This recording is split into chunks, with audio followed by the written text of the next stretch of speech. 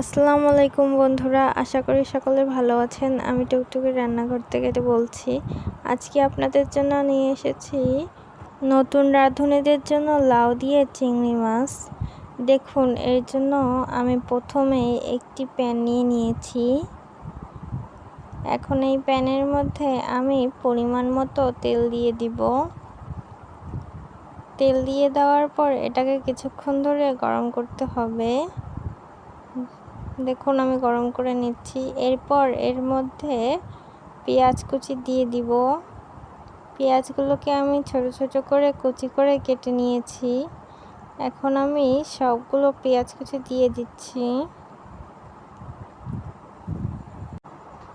দেখুন, আমি সবগুলো পেঁয়াজ নিয়ে নিয়েছি। এখন আমি এই পেঁয়াজগুলোকে ভালো মতো নেড়ে চেড়ে ভেজে নেব। এই পেঁয়াজগুলোকে বাদামি বাদামি বর্ণের করে ভেজে নিতে হবে।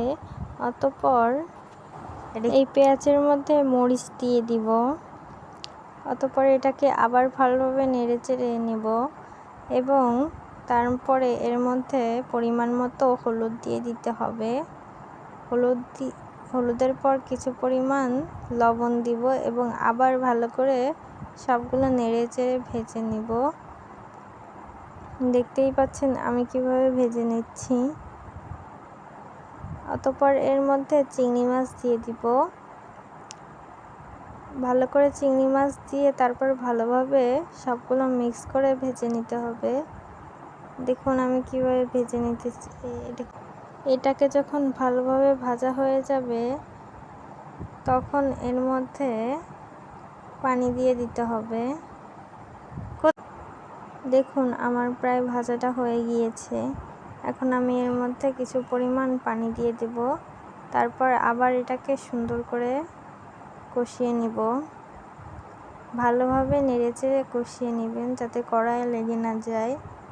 দেখুন, আমার প্রায় কষানো হয়ে গিয়েছে।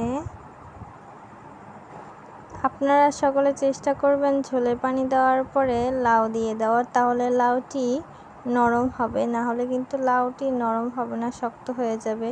অনেকের লাউ শক্ত থেকে যাওয়ার কারণ কিন্তু এটাই। আশা করি আপনারা টিপসটি ফলো করে উপকৃত হবেন। দেখুন, এখন আমি এটার মধ্যে পানি দিয়ে দিব। এরপর এটাকে কিছুক্ষণ গরম করতে হবে। এই অবস্থায় চুলাটাকে মাঝারি আঁচে রেখে এটাকে গরম করবেন, হাই হিটে দিবেন না। অতবার বলক আসলে এটাকে ঢেকে দিবেন। 5 মিনিট পর ঢাকনা খুলে দেখবেন কি অবস্থা। দেখতেই পাচ্ছেন প্রায় বলক এসে গিয়েছে। এখন আমি এর মধ্যে লাউগুলো দিয়ে দিব। সকলে চেষ্টা করবেন এই সময় লাউ দেওয়ার, তাহলে দেখবেন আপনাদের লাউও শক্ত হবে না, একদম নরম তুলতুলে হবে খেতে। দেখুন, আমি সবটুকু লাউ দিয়ে ঢেকে দিয়ে দিলাম। ঢাকনা দেওয়ার পর 5 মিনিট অপেক্ষা করবেন। তারপর ঢাকনাটা খুলে নেড়ে চেড়ে দিবেন। দেখুন, আমি 5 মিনিট পর চলে এসেছি। এখন আমি এগুলো ভালোভাবে নেড়ে চেড়ে দিব। দেখুন, আমি সব তরকারি ভালোভাবে নেড়ে চেড়ে দিচ্ছি।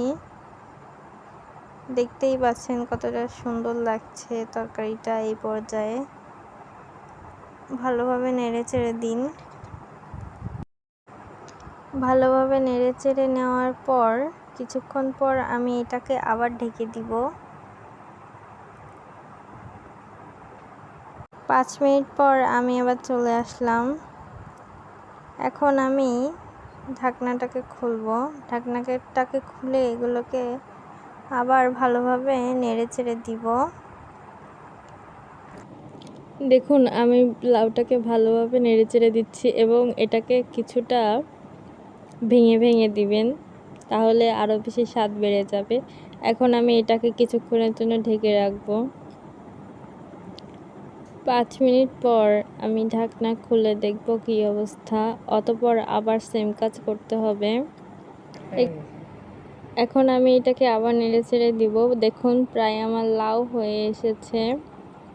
দেখতেই পাচ্ছেন রান্নাটা কত সুন্দর লাগছে দেখতে। এই তো আমার লাউ রেডি।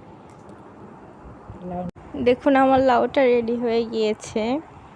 আশা করি আপনাদের কাছে ভিডিওটি ভালো লেগেছে। ভিডিওটি ভালো লাগলে লাইক সাবস্ক্রাইব করে পাশে থাকবেন। আজকে এই পর্যন্তই। আল্লাহ হাফেজ।